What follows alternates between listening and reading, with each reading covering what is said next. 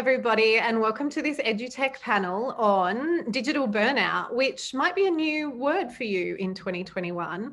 But I'm here today with Kerri and Alex. They'll introduce themselves, and we will just be chatting about, I guess, this new phenomenon that we're experiencing and noticing as we kind of head into 18 months of pandemic land, facing into screens a lot more than ever before. And that combination of the digital fatigue and the real life burnout that happens, especially for teachers. So I am Jocelyn Brewer. I should start by saying that. I am a teacher, a psychologist and school counsellor, and I came up with the idea of digital nutrition in about 2013 as a positive philosophy for dealing with digital wellbeing. I have with me Kerri, who will introduce herself. Hello, thank you, Jocelyn. I've been an educator for 35 years, I think it is, and I've taught at both independent and government schools in Victoria, and taught in both Melbourne and now in regional Victoria.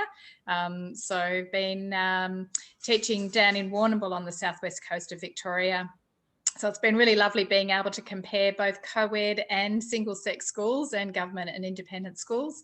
My subject area has been psychology and science, which I'm very passionate about.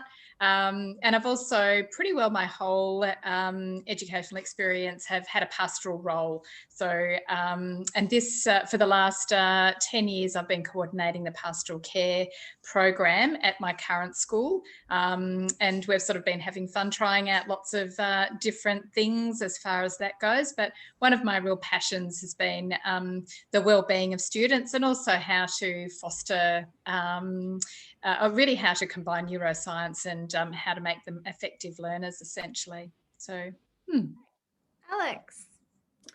Hey everyone, thanks Jocelyn. My name's Alex. I work at Caulfield, a school in Victoria.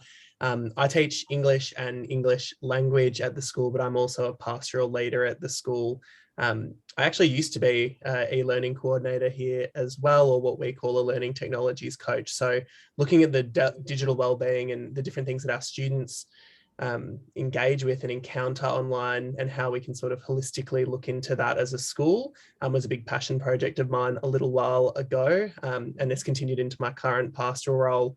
I've had a bit of an interesting career. I was an outdoor education teacher to begin with, and went on a whole lot of school camps, and that set a really clear foundation on how to build rapport with kids, but also how important that is to learning. I also work in the theatre department doing our school productions, which has been particularly interesting during a COVID era, and trying to teach kids blocking and singing on Teams has been interesting. But yeah, also coaching water polo, futsal. So I try and have a pretty broad and balanced approach to my teaching as well, which keeps things fresh and interesting. So yeah. Excellent. What a wonderful kind of combination of skills we all have. So look, we do usually talk about digital wellbeing in terms of kids and screen time. I think that's been the focus for a long time. This is actually a stream for digital for school leaders. And so I'm going to flip the conversation to talk about adults and screen time, because we know that we don't have screen time limits. We focus on that for kids, but it's impacting us as adults and leaders too. So I guess my first question to you both is, how are you experiencing that, and what tips do you have on managing your own screen time and digital wellbeing? Yeah, I've been really strict for quite a long time, actually. I found out in the very early days of email that it was just too easy to be soaked up by email and not have time to do all the really important things. So for quite a long time now, I have been really strict about not accessing my school email when I choose not to. So I don't use my phone for accessing my school email. I make sure it's always on my laptop, and I dictate the time. So I make it quite clear to my students that I'm not going to be available 24 hours a day. And the students really respect that, but they know that I will always get back to them. So I will check it regularly throughout the day, and even over the holidays, I'll make it quite clear as to when I'm going to check my email. But that's absolutely been my way of managing it, and that certainly works really well for me. But it's about conveying very clear expectations to parents and students, and also other staff at school. Excellent. Yeah, email is a big one, I think. That who's had a lesson in email? Whoever got shown how to use email well. And I think there's a big movement to move away from email as that communication kind of serve and return, because it's even organizing our time for this conversation was like, this is why email is broken. Alex, how about you? I'm quite contrasting to Kerri, which is quite interesting. I do have my email, my school email, on every device I own. But I've set up some systems that I think lots of school teachers and school services staff should be using. So I know that on my Outlook on my phone, for instance, it goes into do not disturb at 6 o'clock. Mm-hmm. And so it doesn't ding my phone, it doesn't notify me, but knowing that I could, if I wanted to, while I'm sitting on the couch, see some things come in, I'm okay with that. I'm a big fan as well of setting on my, auto reply in the holidays to remind people that this is actually my annual leave, and that while I might check it once or twice a week, that my response time isn't going to be as quick. Me and my team as well, we've started using Trello more to focus on those sort of bigger project management tasks, rather than the constant back and forth email to finalize or complete various jobs, trying to look at project management tools to support our day-to-day operations and work, which has been quite nice because you can just log in and look at what everyone's been doing and where everything's at, rather than trolling through 80 emails to find out the same information. Yeah. One of the other things that I've been doing this term as a personal goal is delaying my emails from sending. So I often do a lot of work on the weekend, and this is something I think as educational leaders we need to do more of in protecting our staff, is delay our emails until Monday morning, unless it's absolutely urgent. But really respecting the time of our staff and sending that delay email, I think, has been a big move in my practice, where the old sort of philosophy as well, it's up to people to check it, and if they check it, it's their choice, but having that little one in the corner is quite addictive.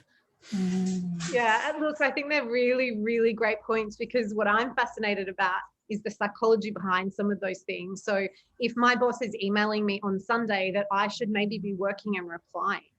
And so that sends some really, even if you choose to be working on Sunday, you send some really clear kind of messages that, this is only going to show up during those times. So there's some really good ones. And I guess, there's, what I notice in this space is there's no one playbook. You really have to work in what works for you. Being mindful of, your own kind of vulnerabilities. I'm one of those people too who can't have a 1. I need to have 0, and I need to know what's there. And I've spent quite a lot of time really curating what gets into my actual inbox, as opposed to my secondary email, where I sign up to a lot of things that I really don't need to kind of have taking up that mental space for me. So there's some really interesting examples there. I guess I'm wondering too then, Alex, it kind of leads into our next question about whether tech is helping or hindering us in schools and to kind of do the high-end work that we're doing. When I hear about, collaborative tools like Trello, lots of people use Asana or Slack and things like that, whether that's just another place that's sucking our attention as well. So that kind of like, if you have your notifications on, whether you're trying to work on several different projects and check your email. So I'm wondering, where are we at with balancing tech as a help or a hindrance? Yeah, I think it's interesting. Email has absorbed so much of our time in the past and does every day. But I guess doesn't need to, and doesn't need to be so urgent through its notifications and how we're programmed through the psychology, as you're sort of mentioning. I think our attitudes and awareness to something like Trello, knowing that that is a project-based tool. So when we're talking about operational development or a project, that's where we look for information. Whereas, what are the purposes of these tools and how can we use them with purpose, rather than just shouting essentially messages in whatever platform to whoever's listening, I think is a really, interesting point. I know that in the theatre perspective though, particularly in COVID, it's actually made us reimagine the space. Do we need to run auditions at school? Do we need to run rehearsals at school? Could kids be doing stuff at home and it still be as impactful? So in some ways, yes, it would be nice to have done our choreography in the space and learn singing, but now it's actually made us reimagine again, a lot of these tools and technologies that we have on hand.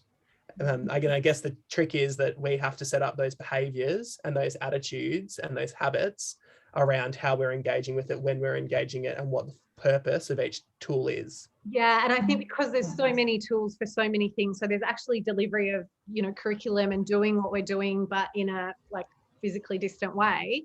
And then there's also the kind of bureaucratic, let's collect this data and let's do this other thing to, you know, kind of be more paperless paperwork. So Kerri, any thoughts on this one?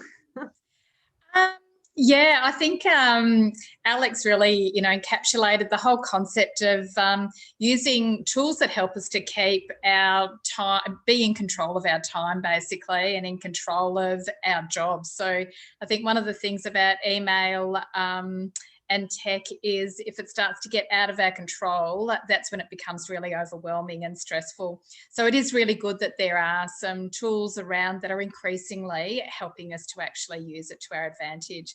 And I love that example, Alex, because I think, you know, if we'd just a fast track back maybe 12 months ago or maybe 18 months ago, the whole concept of doing choreography online would have been really unthinkable. But in a way, I think it's really exciting how a lot of things have sort of transformed, and our ideas of what's possible have really transformed over the last 18 months. And there's no doubt that that would not be possible if it wasn't for technology. I mean, delivering classes would not have been possible without technology. And I think every user, whether it's students or leaders or teachers, and even educational support people, and you know, everybody has really had to get used to using technology. So yeah, I think there's certainly been a lot of advantages to it, but it comes back to everybody just needing to make it a priority to keep it within their control and not allow it to get too overwhelming so that it becomes detrimental. Yeah, which I think brings us to the kind of question of like, who teaches this and where do we learn these skills? Because when you think about email, as I said, whoever really learned to use email, who understands what moving someone to the BCC means? There are so many different aspects of email that unless you're quite intuitively just noticing and picking things up, we've missed some really great lessons. And I think too, when I hear, you know, of use of whatever collaborative tool, how do we learn about the netiquette or the you know, digital etiquette ways of using that, those expectations, which I guess is fascinating again for me, because I kind of notice what people do, and I notice like kids in group chat, what the etiquette around that is.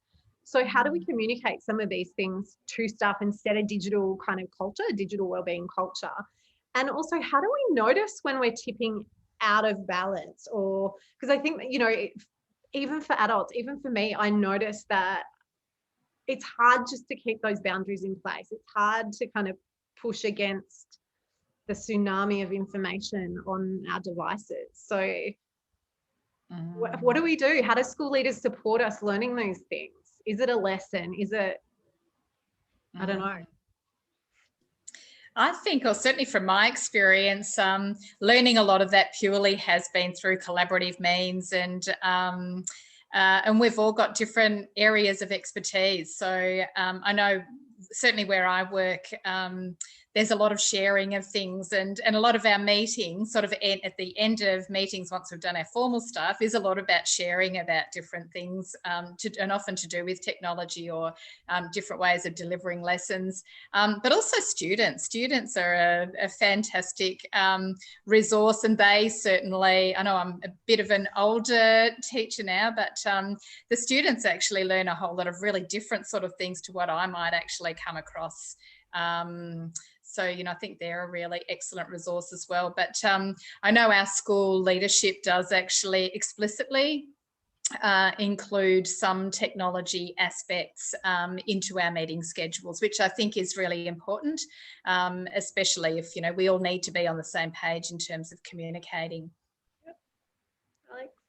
Yeah, I think our school leadership in a similar way, we had lots of guidebooks and lots of support through blended and different methods, and likewise it's similar to our meeting structure. We also have at the start of every meeting a wellbeing activity, so that might also be something that for 10 minutes, we talk about, well, what does email look like? What is the etiquette around it? It's interesting because this conversation made me think of, I used to work at a fairly big tech company in retail, and they wouldn't let you have your email on your phone. So they actually created policy around that unless you were within the server of that office space, you couldn't access your email, and that was just it. So it's interesting how some different workplaces and how like a more corporate setting also makes those decisions for workers. Whereas in education, I think so much of what we do is from a place of, really love and care. We want to check emails. We want to know. We want to email that student at 11 o'clock that's up at 11 o'clock, confused with the homework, just to alleviate the anxiety. But what we're actually doing, and I guess as leaders, what we're doing by responding to those sorts of emails late at night, on the weekends, that sort of thing, is we're actually modeling exactly the sort of behavior we don't want to see. One of the things that always irks me is, we often tell students not to be on their phones at assembly and that sort of thing, but the amount of teachers on their phones at assemblies or briefings or PD, unless we're willing to mirror and model that behavior that we want to see, as leaders to teachers, but also teachers to students, no one's going to learn anything. I think I learned how to write my emails based on how my teachers wrote them to me when I was at school. So we pick up these little trends and we copy them, we mimic them. And if we're not seeing those in society or those behaviors, we're not going to do them anymore, and it will become unrealistic. I think also remote learning in the first round, we really learned a lot from that too. Teachers were up until 10 o'clock at night. And as we've gone through each lockdown, at least in Melbourne, I feel like people have gotten better at controlling that and knowing when to close the lid, and that's it too. So some of that's actually come through experience through COVID too, which has been, again, an interesting learning from COVID. Yeah, there's so much in that, because when I was at school, no one had email. Email didn't exist. I didn't get email until second year uni. So that in itself, that role modeling, and what Mark Prensky would talk about, digital immigrants and digital natives, actually they're digital orphans, because we didn't grow up with a kind of generation above us demonstrating how to do some of these things. It has been a kind of suck it and see kind of approach.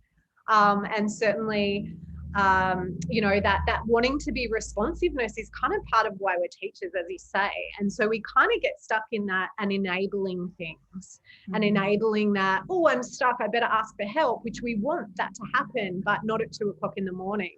And I think even what I see at, as a school counsellor and some of the support services is having like email response, autoresponders turned on as soon as school is over, that replies with,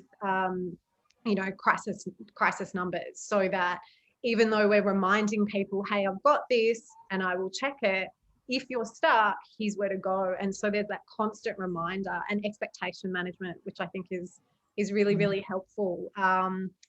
It's a bit of a digital Wild West, I guess. And unless people who are really thinking about, the cyber psychological aspects of what happens when technology is literally in every crevice of our life, and for you with the statistics about how many people use their phone in the bathroom, let alone during times of intimacy, quite fascinating sort of work there.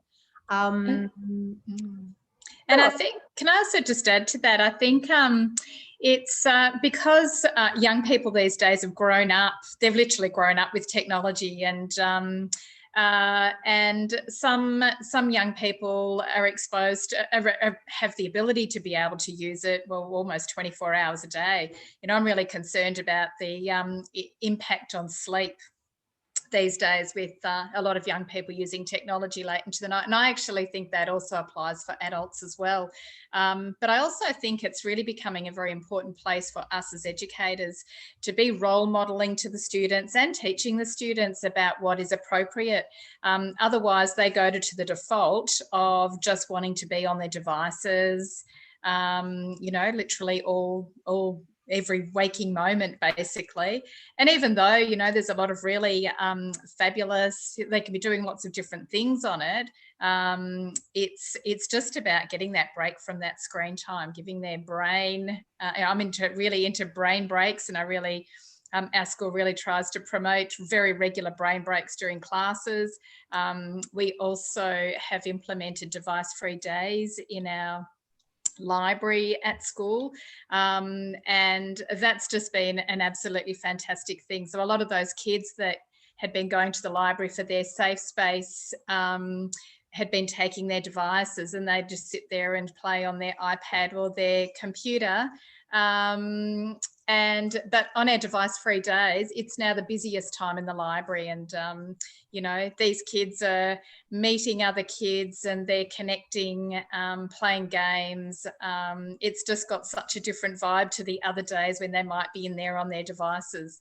Do the teachers have to have device-free too? Because yeah, that is the expectation. I find it's really fascinating, the hypocrisy of, you know, do as I say, not do as I do. That's exactly right. That doesn't cut it.